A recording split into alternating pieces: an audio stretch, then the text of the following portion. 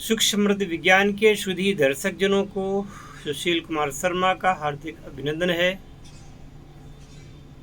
प्रिय शुद्धि दर्शकों, 3 दिन से लगातार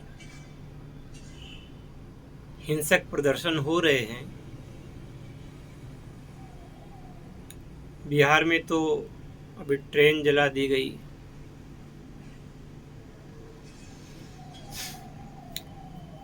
इसका कारण है कि भारत सरकार द्वारा जो अग्निपथ योजना लागू की जा रही है, इस योजना में 4 साल की नौकरी सैनिकों को दी जाएगी। 4 साल बाद उनको पहले कॉन्ट्रैक्ट फॉर्म भरवाया जाएगा। 4 साल बाद उनको नौकरी से निकाल दिया जाएगा और 12 लाख रुपए उनको दे दिया जाएगा।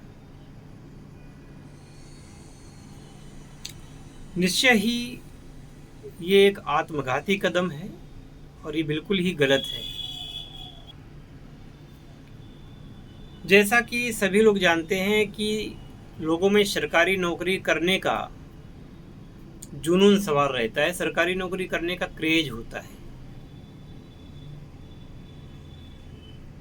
क्योंकि लोग ऐसा समझते हैं कि सरकारी नौकरी में उनको जीवन भर का एक पूरा जीवन आराम से गुजर जाएगा। उनके बाद उनकी पत्नी का भी जीवन आराम से गुजर जाएगा, और यदि बच्चे छोटे हैं तो छोटे बच्चों को भी उनका पालन पोषण हो जाएगा। यदि किसी की नौकरी के दौरान मृत्यु हो जाती है तो मृतक आश्रित पर उसकी पत्नी या पुत्रों को नौकरी दी जा सकती है, होता भी। लेकिन जो ये कॉन्ट्रैक्ट बेसिस जो नौकरी होगी, इसमें ऐसा कुछ भी नहीं होगा, पेंशन भी नहीं होगी। वैसे भी सरकार ने कई वर्षों से पेंशन तो बंद ही कर दी है। हर विभाग की पेंशन उन्होंने बंद कर रखी है। अब रक्षा विभाग में केवल पेंशन जारी थी, उसको भी खत्म करने की योजना बना दी। मैं इससे बिल्कुल भी सहमत नहीं हूं, पर मैं इससे भी सहमत नहीं हूं कि आप लोग हिंसक प्रदर्शन करें, अपने ही देश की संपत्ति को जलाएं या अपने ही देश की संपत्ति को नुकसान पहुंचाएं। मैं ऐसा भी नहीं चाहता। आखिरकार जो सरकार में बैठे हुए लोग हैं, ये उनकी संपत्ति नहीं है, ये देश की संपत्ति है, हमारी और आपकी संपत्ति है, जो कि विभिन्न प्रकार के करों के द्वारा इकट्ठा की जाती है और तब ये सरकार के पास इकट्ठा होती है, जिससे देश चलाया जाता है। अनावश्यक रूप से जीएसटी जैसा प्राविधान लागू करके और भी कई प्रकार के टैक्स उनको लागू करके देश का खून निचोड़ा जा रहा है। और रेल विभाग, एलआईसी वगैरह कई ऐसे विभाग हैं जिनको निजी हाथों में, निजी सेक्टर में जिनको सौंप दिया गया। ये भी बड़े ही दुर्भाग्य का विषय है।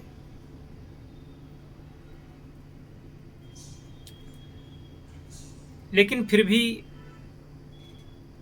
मैं आप सभी देशवासियों से विनम्र मेरा निवेदन है कि आप लोग हिंसात्मक कदम न उठावें, क्योंकि यदि आप थोड़ा सा कदम उठाते हैं तो पता नहीं कब आप लोगों की भीड़ में उपद्रवी तत्व शामिल हो जाएं, आप लोगों की भीड़ में देशद्रोही ताकतें शामिल हो जाएं, जो कि देश का विभाजन चाहती हैं, देश को नष्ट करना चाहती हैं। वो इसी ताक में है कि कब आप आगे बढ़ें और पीछे से वो अपना काम कर दें। इसलिए ऐसी ताकतों को बिल्कुल भी आगे नहीं आने देना है। वैसे भी इस समय देश अघोषित गृह युद्ध से जूझ रहा है। अघोषित गृह युद्ध चल रहा है। आप उसको दंगा समझ रहे हैं, आप उसको बलवा समझ रहे हैं, लेकिन असलियत में ये है कि भारत के खिलाफ युद्ध छिड़ा है और वो कहीं पत्थरबाजी के रूप में तो कहीं किसी और रूप में बार बार सामने आ रहा है। सरकार को ये ध्यान देना चाहिए कि यदि वो सेना को ही कमज़ोर कर देगा, सरकार अगर सेना को ही कमज़ोर करेगी तो इस देश की रक्षा कौन करेगा? एक किसान का बेटा, एक मजदूर का बेटा, मैं जानता हूँ, वो 4 बजे उठ कर के किसी सड़क पर या किसी नहर के किनारे दौड़ लगा रहा होता है। एक नहीं, दर्जनों बच्चे गर्मियों में भी मेहनत कर रहे हैं और ये सर्दियों में जिस समय कोहरे में आप घर में रजाइयों में दुब के रहते हैं, उस समय ये भावी कर्णधार नौकरी लगेगी कि नहीं लगेगी ये भी पता नहीं है, फिर भी वो तैयारी करते हैं,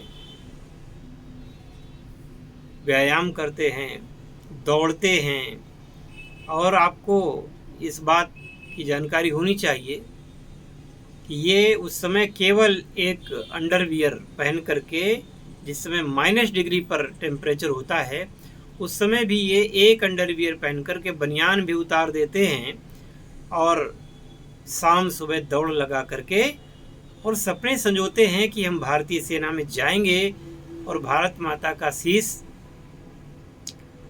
ऊंचा करेंगे। अब इनके साथ अगर यह व्याघात किया जाएगा, ये गद्दारी की जाएगी,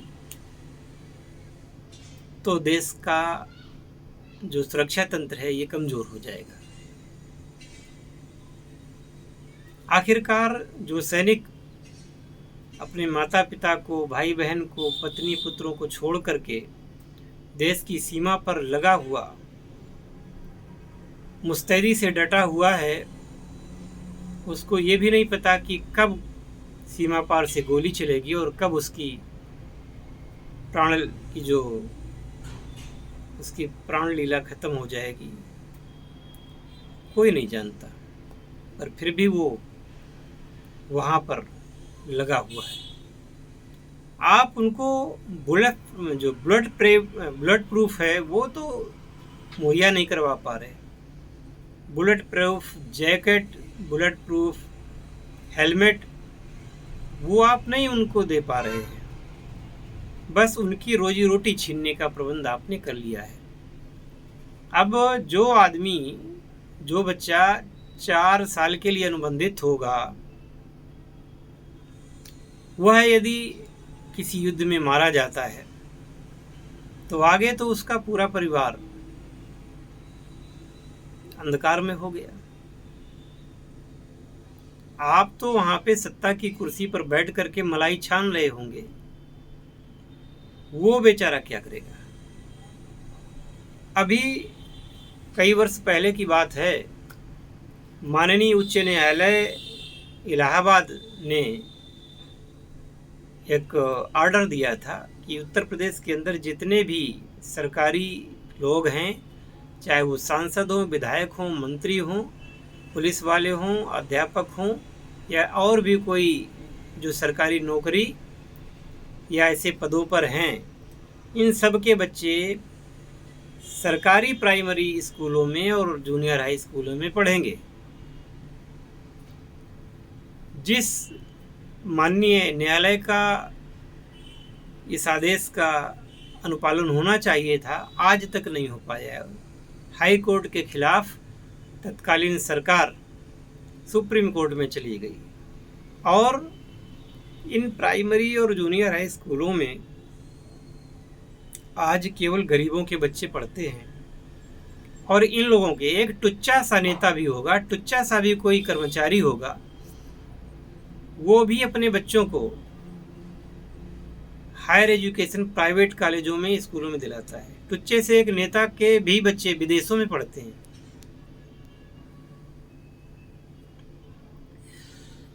और पुलिस में और मिलिट्री इत्यादि में कौन बच्चे जाते हैं?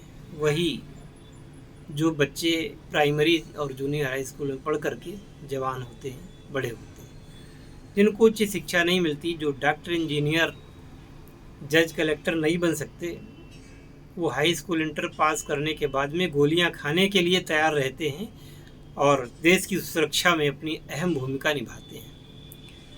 इसीलिए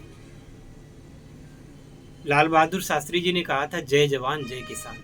किसान का बेटा ही, मजदूर का बेटा ही पुलिस में या फोर्स में जाता है, और अगर उसको जीने की आज़ादी नहीं होगी, उसके जीवन यापन का सहारा नहीं होगा, तो वो क्यों नौकरी करना चाहेगा? आप बताइए, क्यों नौकरी करना चाहेंगे? इन विधायकों के लड़के, इन सांसदों के लड़के, इन मंत्रियों के लड़के, इन अफसरों के लड़के, ये तो कभी फौज में नहीं जाते हैं। ये लोग तो कभी पुलिस में, होमगार्ड में, पीआरडी में नहीं जाते ना।